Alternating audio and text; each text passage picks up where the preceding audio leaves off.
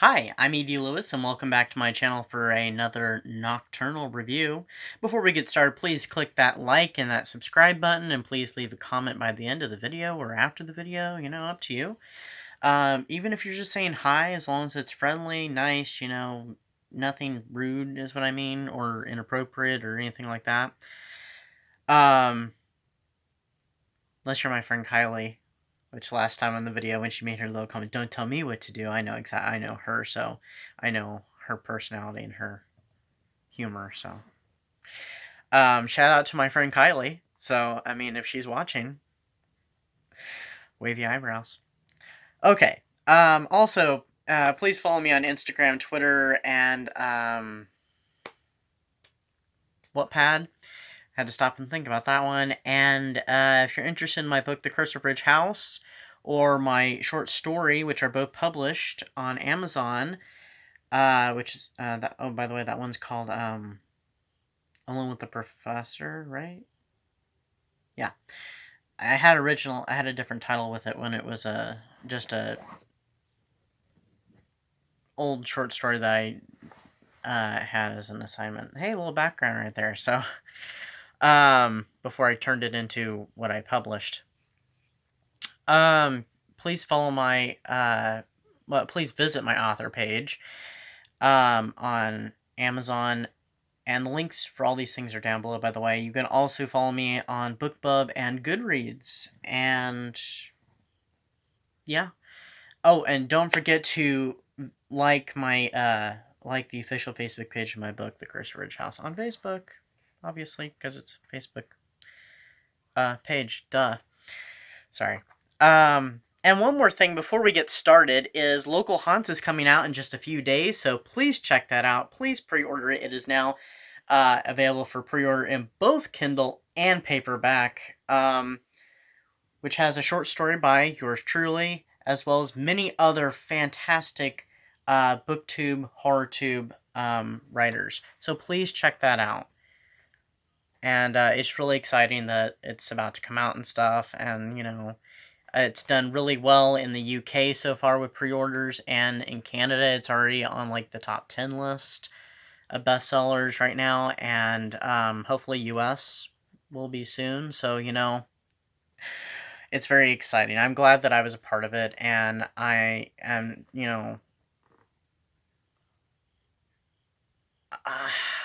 I'm trying to make this as short as possible, but it's just an awesome experience, and I would love to be involved with it in the future. Again, so. Anyway, so getting to tonight's video, because I'm trying to make it as short as possible, I'm doing Daphne du Maurier's My Cousin Rachel, which I finally got a copy of. I read it like last year, but didn't have a copy of my own until this year as part of my my birthday book haul, which, no, I'm not telling when my birthday is. That's private information. So I'm doing a review on this, as well as I just recently saw the movie. I got this from my local library through the Bookmobile, and I'll probably watch it one more time before I give it back to them. But the film version from 2017, and I'll talk more about that later. There is another film adaptation, and I'll mention it because I haven't seen it yet. But anyway, so Daphne du Maurier's My Cousin Rachel. I've read 3 Daphne du Maurier books, and this was the second one. The first one, of course, was Rebecca, which I've done a review over, and also Jamaica Inn, which was the third book I read, and I have already done a review over it, and the first the first adaptation of that. So, anyway, this was published in 1951, so it's a little bit later Daphne du Maurier compared to, Jamaica Inn and Rebecca. So let me just dig right in. So the story concerns Philip Ashley. He's our main character, telling the story of the events surrounding his cousin Rachel Ashley, and how she came to live at his home, and her ultimate fate, which I'm going to keep private. Now, I will say this. I was trying to think earlier this morning at work, how was I going to sum this book up without giving too much away? And there's a lot of information I am leaving out of this. And when I wrote it down, my thoughts, I had my thoughts more organized in the morning, but I couldn't write them down at the time. And so when I was writing them this afternoon, it didn't come out quite the way I had it in my head earlier.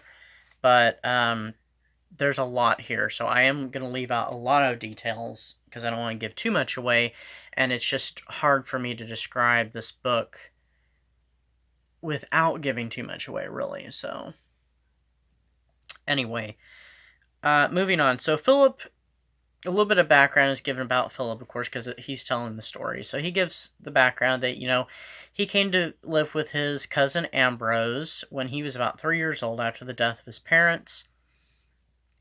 He grows up. I'm jumping ahead of myself. He grows to love his cousin very much, kind of like a brother. They're extremely close, and they live together in this mansion, which it's not very well taken care of. They just they don't worry about cleaning up, and there's dust everywhere, and there's not a woman in sight because his cousin Ambrose will not let a woman on sight at all. It's very much kind of like a man cave. It's like the whole mansion's a man cave, and all the servants are males, so there's no maids. And so they pretty much just do whatever they want. So, I mean, I guess in some way it'd be like a lot of guys, like fantasied, they just do whatever they want all day. Except for, of course, his cousin manages, the estate and puts a lot of people in employment with the land and stuff. So, I mean, he doesn't just, lounge around all day, but it's very much like a man's world.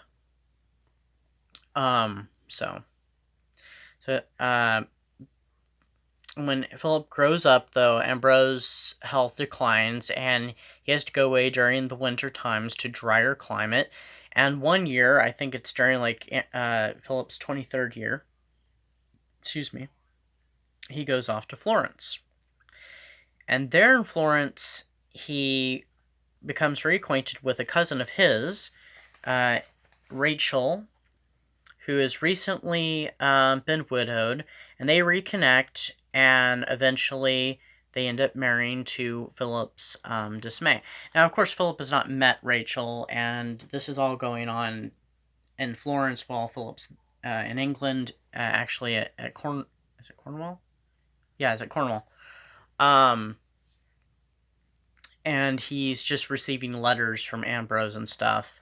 And so Ambrose ends up staying there for over a year. So he doesn't see his cousin for over a year. And he receives a letter, of course, mentioning the marriage. Then he receives a couple other letters, I think. And they kind of go dark places. His cousin starts becoming very paranoid. He doesn't trust the doctors. He doesn't even trust his own wife. And he's extremely ill. So he takes one of the letters to his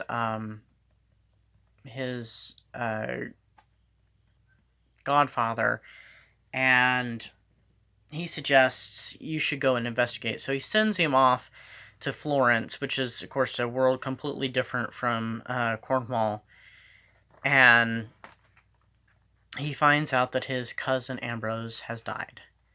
And supposedly he died from a brain tumor that Ambrose's father had died of. So, and he receives a death certificate and everything like that. So, Philip is so angry and stuff and grieving so much, he blames his cousin Rachel, as now she would be, and he wants, revenge upon her, but she's not in Florence. She's taken off from the house, and she's taken off with Ambrose's stuff, and, nobody knows where she is. So Philip returns to England, and he eventually learns, he does learn it, not really eventually, I think he learns it there in Florence, that Ambrose never changed his will, that he is still the heir to the estate once he turns the age of 25, which is only in the matter of 7 months or so. And so Rachel does eventually show up, and she sends word that she's coming for a visit. And so he has the house cleaned and everything to make it, very habitable for a woman, that it looks like a completely different place. It looks nothing like it's ever looked since the time he's been there. And so she comes and he decides he's going to be civil to her instead of, angry and vengeful. Well, she shows up and she's very quiet, lovely, small, not too small, but kind of this little gentle woman. And she's completely different than what he imagined, and he just starts to trust her and fall in love with her. And of course, she's taken aback by him because he looks so much like his cousin Ambrose. Because there's a portrait in the house even that of when Ambrose was very young, and he looks just like him. So it's almost like he's a double for him. So, like I said, he starts falling in love with her, but Rachel has a sordid past of her own and seems to have secrets. These kind of shifty, mysterious secrets, all including ones involving her previous husband before Ambrose. So Philip is unsure if he should trust her or not, because he goes through times where he does and he doesn't. And he oftentimes wonders, and it makes the reader wonder, did Rachel have anything to do with Ambrose's death? And I'm going to leave you right there with that, because there's so much that I've left out up to that point, and there's so much stuff that happens later on. It is a truly enthralling read. I wasn't even sure what I was getting into when I read it, and I just kind of fell in love with it. It was great. It was different from the other two Daphne du Maurier books. I guess in some ways, it does have to do with secrets, and there's secrets in both those films, films too. Both those books and even the films. So, check out My Cousin Rachel. Now we're going to briefly talk about the movie. Now, the movie there's two different film adaptations. There are at least maybe a couple miniseries, but I haven't seen those. One from 1952 films is what I'm talking about now, from 1952, and one from 2017. I was recommended the 1952 version, but actually when I got this from the library, I didn't know which version it was. I assumed it was the 1950s one, and it was the 2017. I'm like, oh, that's cool too. I'll watch it, And so it stars Rachel Weisz, I'm not sure, Sam Claflin, Holiday Granger, and Ian Glenn, and it was written and directed by Roger Mitchell. So, now I'm not going to say too much on the film, except for I have to say they did it very well. It's very beautifully done. I kind of think, though, it was a little lighter in parts than I think it should have been, because in the book, weather seems to definitely play and reflect the emotions and events that are happening to the characters and between the characters. So I kind of feel like that wasn't quite the case with the movie. In places, maybe, but not so much.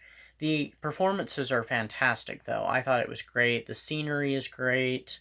I know they CGI'd some of it and touched some of it up, but I'm pretty sure some of it was actually filmed on location, and it's just exquisite. The ending is a little different than in the book, and they do have a little bit of a foreshadowing moment there before it happens.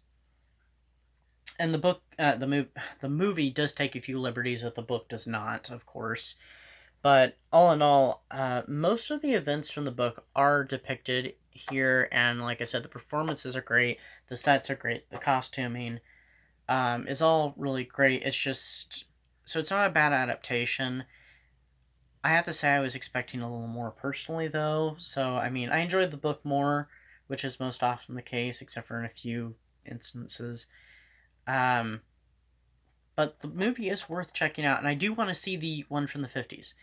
But I just have to get my hands on one somehow. So, do check out the movie if you get a chance. And definitely read the book. Great book. I'll probably reread it at some point, because this is not the copy I read, obviously, but, so it's really clean. And I'm sometimes kind of hard on books, and I wish I wasn't, and I just don't know how I am so hard on books, so. But, I mean, great book, check it out. And a good movie, too, check it out, so. And please, pre-order, or if you don't get to pre-order it by October 1st, order, Local Haunts, check that out, read all the great stories by all these great authors, on there, and please check out their channels, which I do believe all their channels are listed in the book, so check that out. And I will see you all next time. So that's it for tonight's video. So yeah, so bye bye.